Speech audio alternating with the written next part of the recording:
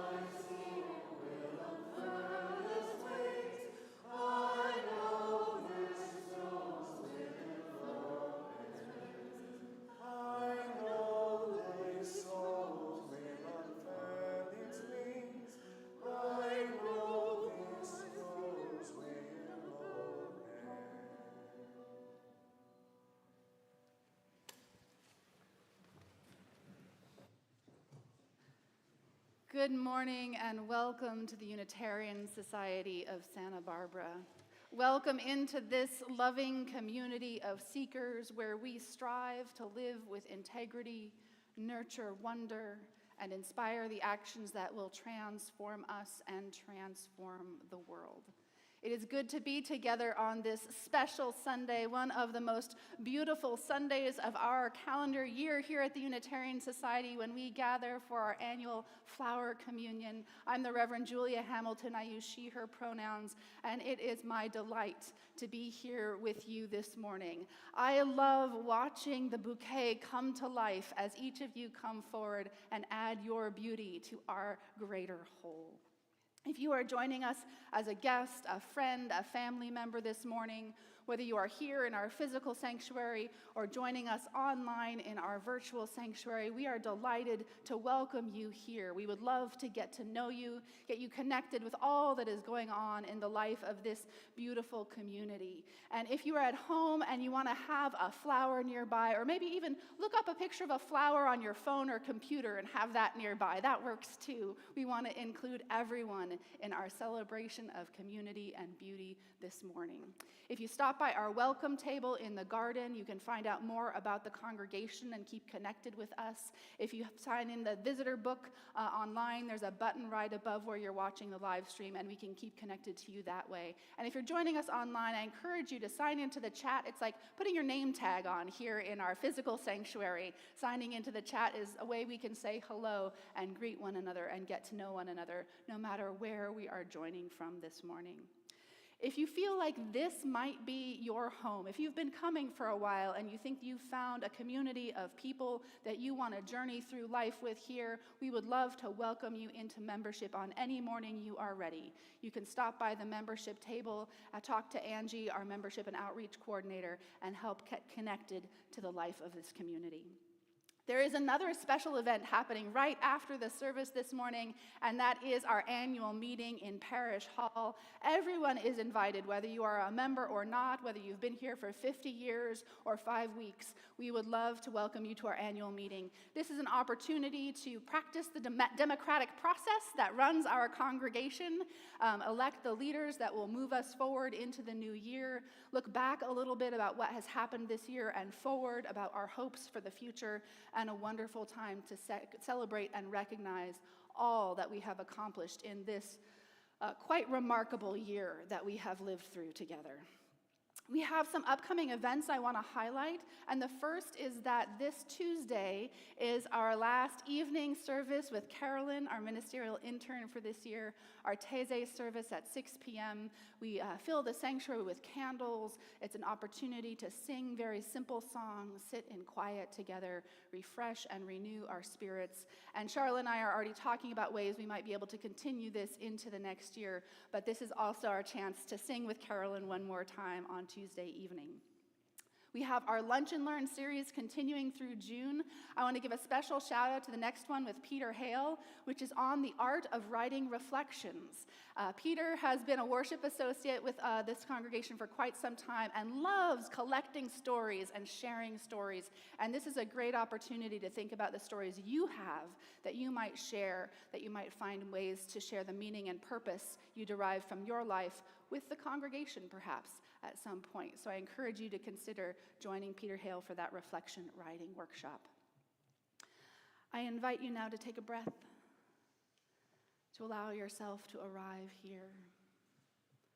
Let your spirit catch up with your body, perhaps this morning. Give yourself the gift of this moment in this community as we ring our bell and let the sound connect us.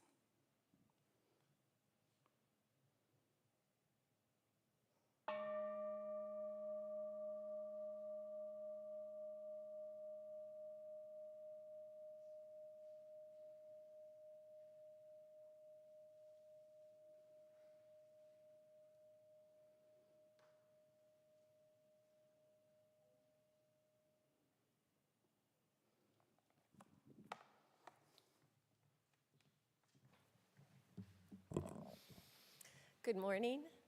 I'm Carolyn Bierke. My pronouns are she, her, and I'm the intern minister here at USSB. Our chalice lighting this morning is by Amy Zucker Morgenstern.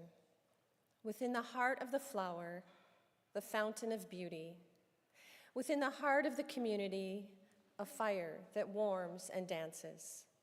Within the heart of each of us, a spark of the spirit of life. Holy, holy, holy.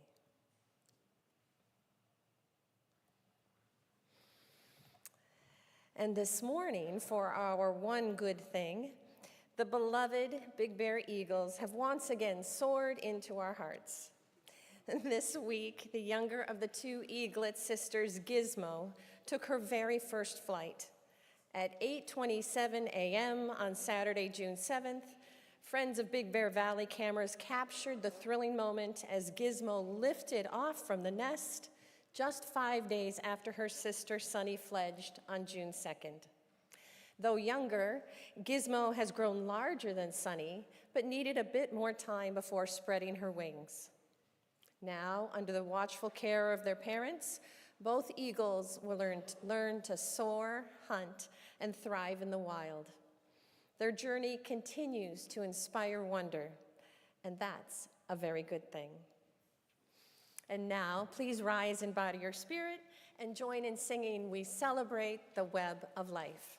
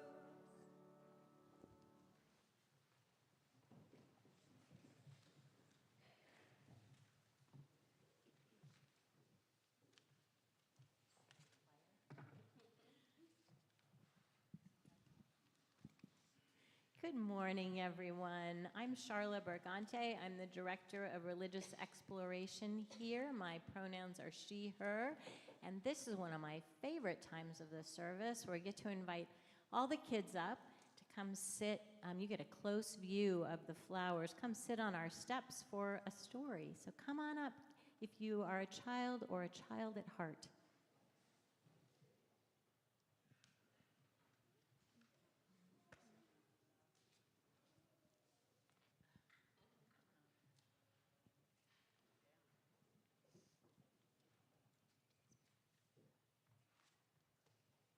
Welcome up, everyone. Wow, Dylan, can you hold up what you made there? Because it looks like you made a flower. Can you stand up and so people can see it? That's pretty cool. Thanks, Dylan. You can sit down. Welcome, everyone. So today's our flower communion, and I think for some of you kids, this might be the first time you've participated in one, so I'm really excited to have you here, and for some of you grown-ups too. The story of the flower communion begins in Prague, Czechoslovakia, more than 100 years ago. In June of 1923, a Unitarian minister named Norbert Capek created a beautiful ritual that we still observe today. Literally today. Times were hard in Prague in 1923. People were still recovering from the impact of World War I, which had ended just a few years earlier. Many of the people who came to Reverend Capek's church didn't have enough money to meet their basic needs like food and clothing. They needed hope, and Reverend Capek was known for his uplifting hymns, 3 of which are in our hymnal, and his welcoming community. People came to his church to learn about Unitarianism and build a new faith together. Now, Reverend Capek's church didn't look like our church. In fact, it didn't really look like a church at all. It didn't have a tall steeple reaching for the sky like some churches do, like our tower. It didn't have massive doors carved of wood or stained glass windows like we have. It didn't have a chalice or a piano or flowers, and it definitely didn't have coffee hour with coffee and hot chocolate after the service. I don't know how you can go to church without that. No, this church was a basic box with 4 walls and a door. It had a ceiling and floor, a few windows, and some very hard wooden chairs. What it did have was people. People of all faith traditions, including Protestant, Catholic, Jewish, and they were the most important part of the church because without people, a church is just a building, right? Many people in Prague had been divided about the war. Many had lost loved ones or had been hungry or scared. And even though the war had ended, many bad feelings still remained. The members of this church were simply stuck in sad and hopeless feelings that followed the war. So Reverend Capek wanted to create a ritual that would bring the people in his congregation some beauty, comfort, hope, and possibility created together in community. He turned to nature for inspiration. It was spring, and as Reverend Capek walked around Prague, he couldn't help but notice the flowers blooming all around the city. These beautiful blooms gave Reverend Capek an idea. For his special ritual, he asked everyone to bring a flower to church, just like we did this morning. What kind of flower, people asked. You choose, said Reverend Capek. It could be a flower from a fancy garden, a wildflower from a field, or even a flower growing up from a crack in the road. You could bring a perfect rose or a wilting dandelion. In Reverend Capek's vision, all flowers, no matter what they looked like or where they came from, were beautiful and welcome. As people entered the church that morning, they put their flowers in a large vase, creating a beautiful bouquet with flowers of many sizes and colors.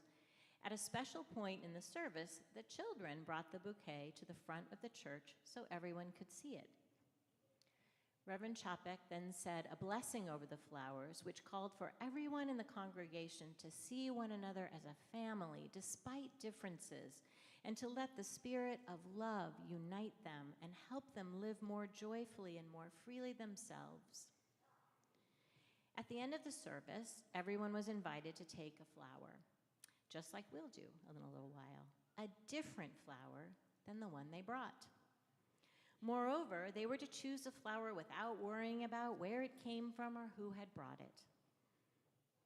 This was the first service of what came to be called flower communion in Unitarian churches. Reverend Capek wanted the many different flowers in his communion ritual to symbolize and celebrate the many different people in this community. Whether it was a common daisy or a spectacular cyclamen, a brand new bud or a rose beginning to droop its petals, brightly colored or ordinary, all flowers and all people were welcome and blessed in this community.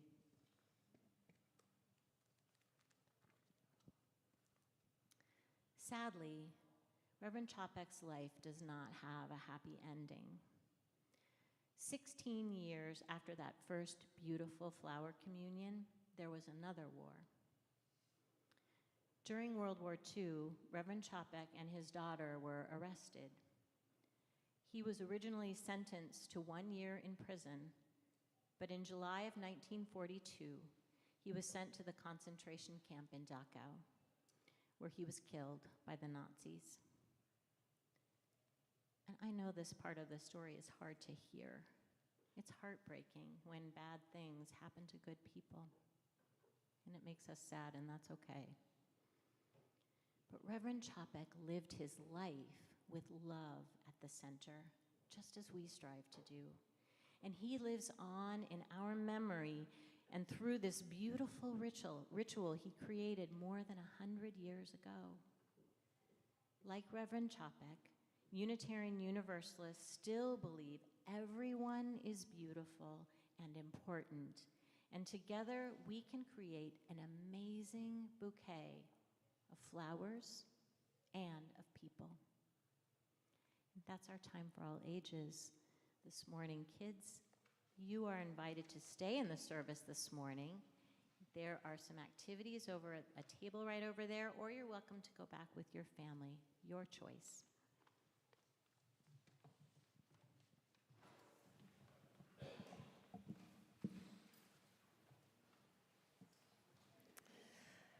Our next song is My Life is Made Worthwhile by Norbert Capek.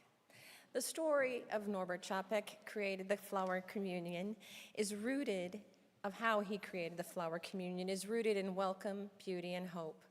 Born from a time of great hardship, Reverend Capek was also a poet and a hymn writer. This morning we will sing one of his songs written a century ago and recently transcribed.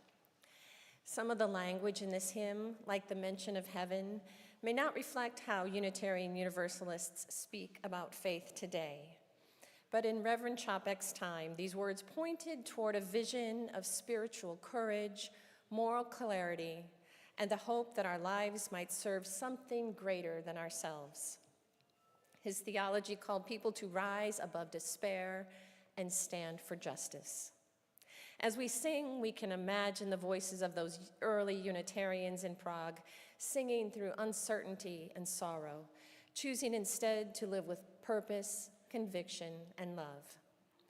These words still speak to us. My life is made worthwhile by fighting bravely on. I trust that I have lived a life worth giving. I will sing the first verse all the way through and then invite you to rise to sing in the spirit of Norbert Capek and in the spirit of the communion of flowers.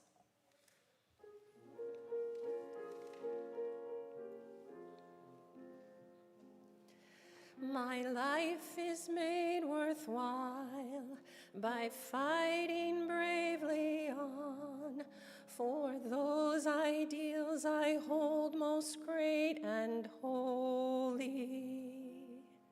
Though evil winds may blow, they will not rock the calm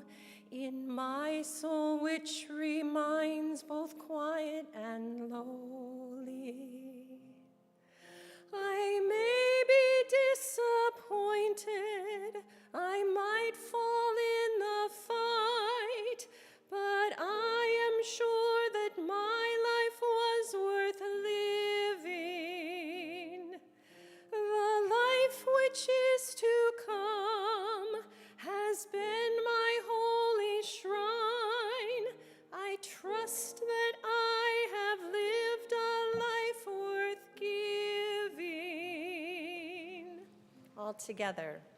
My life is made worthwhile by fighting bravely on for those ideals I hold most great and holy. Though evil winds may blow, they will not rock the calm in my soul, which remains both quiet and lowly. I might be disappointed, I might fall in the fight, but I am sure that my life was worth living. The life which is to come has been my holy shrine. I trust that I have lived a life worth giving. For heaven waits for those whose spirits have won through, but I am sure that my life was worth living. And they will find the sun, whose minds have let them rise, and stand against the darkness and the mayhem. I might be disappointed, I might fall in the fight, but I am sure that my life was worth living. The life which is to come has been my holy shrine. I trust that I have lived a life worth giving.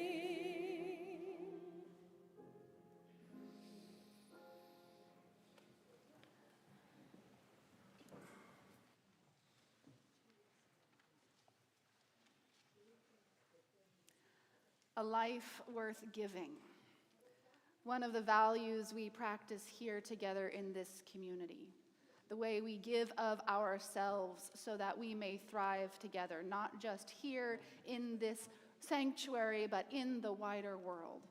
And this is why each month we give a portion of our offertory away to support those programs and projects in our community that create that thriving life that we all hope for in this world. This month we are partnering with Juneteenth Santa Barbara.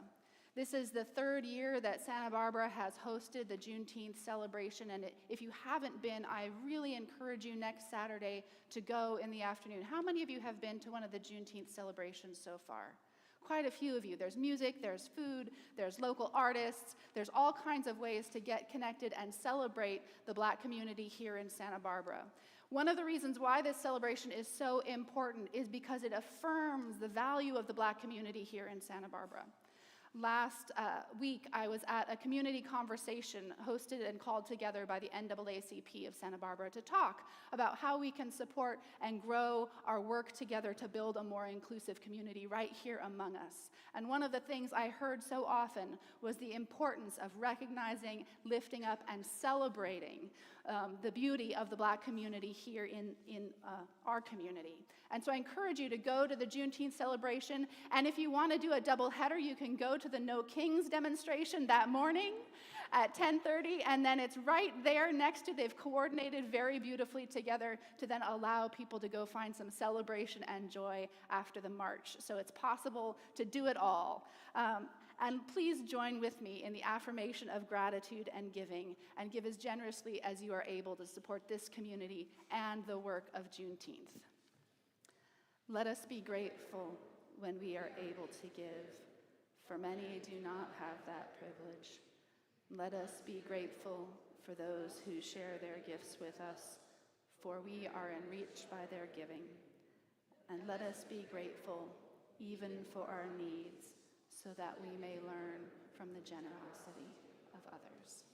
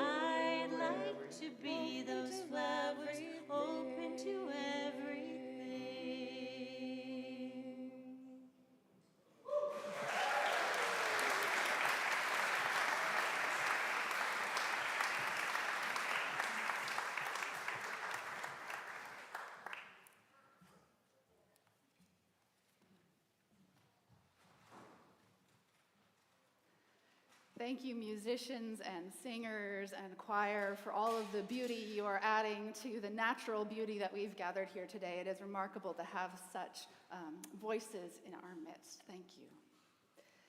And I want to take a moment before I start my homily just to acknowledge that, like many of you, I have been watching the unfolding events in Los Angeles all yesterday and probably too late in tonight and too early this morning. And I'm holding in my heart all of the folks in Los Angeles that are working to protect our immigrant friends, family, and neighbors, and to lift up a vision of a more inclusive and beautiful world where all are welcome. And I know that so many of you hold that work with me here this morning, and I want to honor that and just take a moment to send love and peace and hopeful thoughts towards the folks in Los Angeles this morning. So I've been thinking a lot about legacy these days. And it's probably no surprise given all of the anniversaries that are coming up in the life of this congregation. The 100th anniversary of the Santa Barbara earthquake is going to be at the end of this month, an event that had quite an impact on this congregation as the first building fell down in that earthquake. We'll be talking more about that on Sunday the 29th. And we're also coming up on the 150th anniversary of this congregation. We'll be talking more about the history of this community in the coming years. And that's not even talking about the way we're looking forward toward the capital campaign and all the ways we want to talk about the legacy we're leaving for future generations in this congregation. So on top of all of those legacy thoughts here in this community, I've also been thinking about the legacy we as a nation are creating.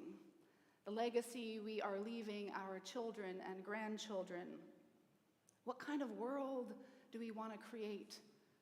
What kind of world are we creating? And how did we get to this point? And what will break this cycle and reset us toward a better path? Legacy is not just what we pass along to the next generation, but also the things we have absorbed and internalized from our own past, our ancestors, our parents and grandparents and cultural backgrounds, the things we embrace, the things we reject, the things we might not even be aware of until some crisis sparks something and we see more clearly the way we do things and why we are the way we are. And therapy can help a lot with that on an individual level, by the way. But what about on a societal level? What about on a collective level? How do we send a nation to trauma counseling? To unlearn old violences and relearn care and connection and wonder. I'm reminded of this old story.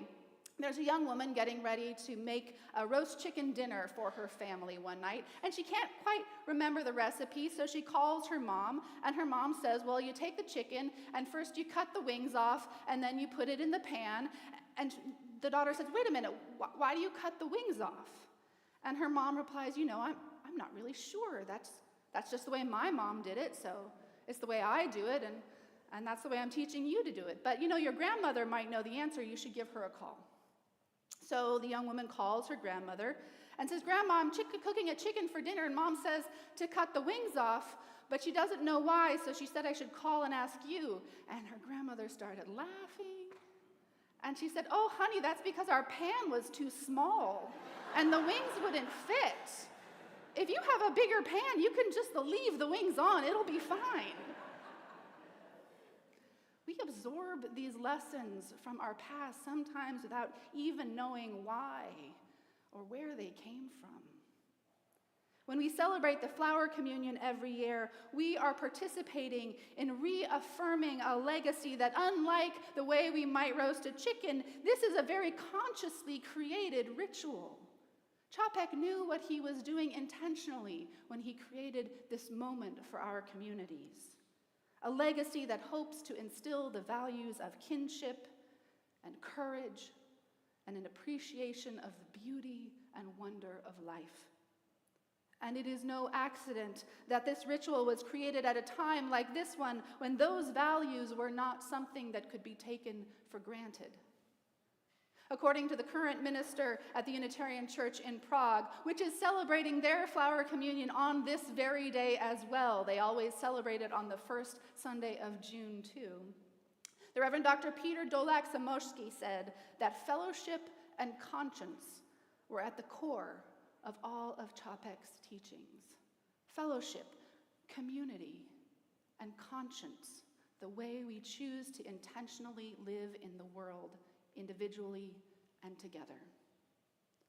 It is an impressive legacy to leave behind these values embedded in this ritual that has become embraced wholeheartedly across all of the Unitarian Universalist congregations that I have ever known. An altar full of flowers that represents the diverse beauty of humanity gathered into a loving community. But Capek also said this about why he chose a flower for this ritual. He said, "We established the symbol of flowers because under this symbol, as far as we know, blood has never been shed and brothers have not gone to murder their brothers." Flowers could not be used as weapons of war and violence, Capek said, which is why he wanted them to represent the beauty of us. They don't just symbolize that inner beauty, but they are also symbols of that aspirational beauty of a peaceful and beautiful coexistence. This is the legacy he wanted to leave to the world, a hopeful message of kinship and a courageous renunciation of the violence that was rising all around him. The violence of fascism, of course, was already on the move in 1923. And as we know, that ideology is the opposite of a diverse, blooming bouquet of humanity. It is a narrow and hierarchical and cruel vision of the world, where only some people are worthy, where only some people are allowed to gather, where only some people have value and everyone else could be exploited, removed, or eliminated. As I've been thinking about legacy, one of the questions that rises up for me in this moment is, why do people choose that narrow vision of the world? Why, when there is so much beauty here, so much to celebrate about the miracle of this planet and the fact that we get to be alive on it, why reject all of that and try to make life smaller and meaner than it has to be? And then I think about that chicken story and the ways we trim our lives down to fit the constraints of the past, sometimes without even being aware of it. The habits our parents and grandparents that play out within us without even knowing it, unless we bother to set time aside and interrogate that past. And then I look at the people in power and take note of how many of them had parents and grandparents who were actively and openly in support of fascist organizations like the Ku Klux Klan, organizations like the British Union of Fascists, organizations like the apartheid state in South Africa. And it's no wonder that this culture of fascism has resurfaced, because unless those violent and hateful constraints are actively rejected, actively transformed, actively healed, actively reimagined, they will keep reiterating themselves over and over again. Which is why this ritual we celebrate is so much more than just beautiful. In many ways, this shared ritual, when it is not done to manipulate or control, but liberate and heal, this can be a kind of social therapy. We may not be able to send the nation to a trauma counselor, but we can collectively embrace practices that reimagine our future in ways that create possibility and hope. And perhaps that is the essence of religious ritual itself. It creates an opportunity not just to talk and think about our values, but to live them, to hold them in our hands, experience them in a way that liberates our hearts. When done well, this can be like a kind of positive social reprogramming in the best way. Year after year, we gather here at the Flower Communion to bring these values of kinship and courage and beauty to life among us. And as someone who has participated in this ritual now for nearly my entire life, it just gets more powerful each and every year. And that power is not something to take lightly, but to hold in our hands and use for the greater good. Capek wanted the flower communion to liberate us, to allow us to believe, even if just for 1 hour on a Sunday morning, that beauty and goodness are alive in this world and can prevail. And if we can believe that for 1 hour on a Sunday, maybe we can believe it for 2 hours and then 3 hours, and heck, maybe you can go the whole day imagining that beauty and goodness and goodwill can prevail. And perhaps if we do that, if we practice that, perhaps it can become true. And that is an anti-fascist ritual. That is what we are doing today, is an anti-fascist ritual. It is pro-humanity, pro-goodness and beauty, pro-diversity, pro-social behavior. We need spaces and places like this in our lives. We need to explicitly and intentionally reimagine the world, because if we don't, there are others waiting who will. And they are imagining a very different, much narrower and more hateful vision of humanity. And so let us make time, even with all that is coming towards us, let us make time to gather flowers, to find friends, and practice beloved community, so that when we leave here, we walk out into the world with flowers in our hands instead of the violence of the past in our hearts. We leave here insisting that all of humanity is beautiful, and that is why we hold it so dear. May it be so. Blessed be, and amen.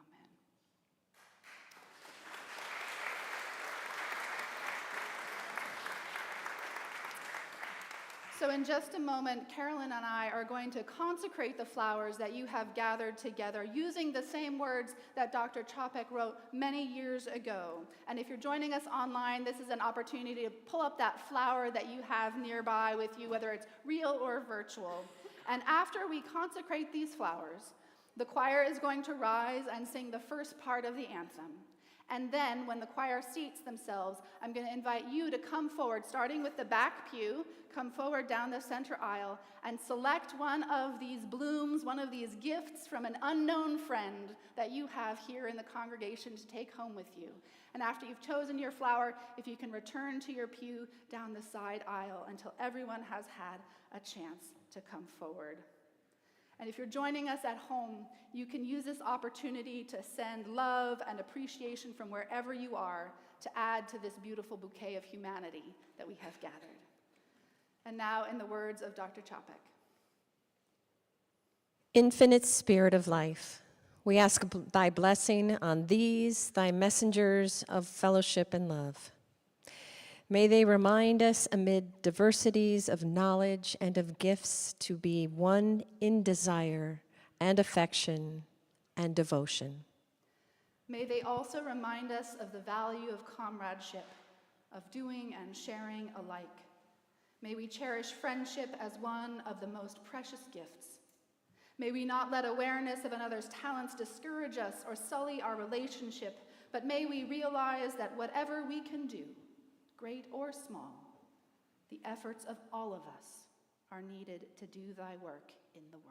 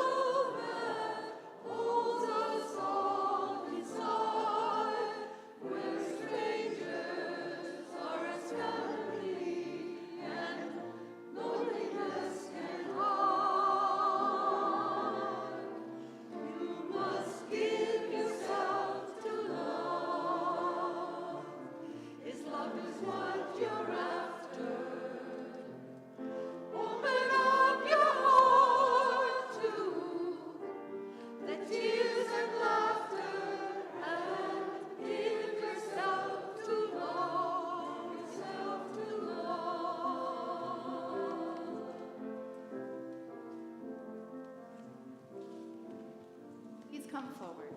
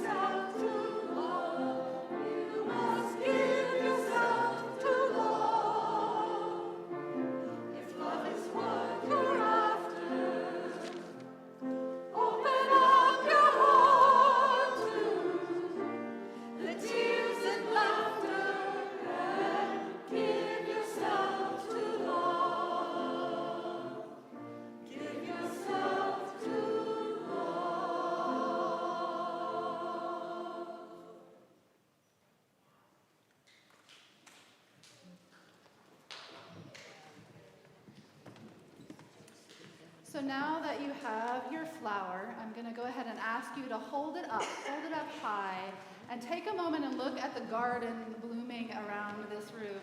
And it's beautiful. It's so beautiful. Carolyn's going to take a picture of us all holding our flowers up high. You are all gorgeous. Got to get the choir here too. They're also gorgeous. And now keep those flowers up. You don't have to hold them quite so high, but just hold them in your hand. And as we close with this flower communion prayer written by Dr. Capek, in the name of all that is holy, which implants in the seed the future of the tree, and in the hearts of humanity, the longing for people living in love. In the name of the highest, in whom we move and who makes the mother and father, the brother and sister and sibling what they are. In the name of sages and great religious leaders who sacrificed their lives to hasten the coming of peace and justice. Let us renew our resolution, sincerely to be real brothers and sisters and siblings, regardless of any bar which estranges one from another. In this holy resolution, may we be strengthened, knowing that we are one family, that one spirit, the spirit of love, unites us. May we endeavor for a more perfect and more joyful life. Amen. Let us rise in body and spirit to sing our closing hymn, Make Channels for the Streams of Love.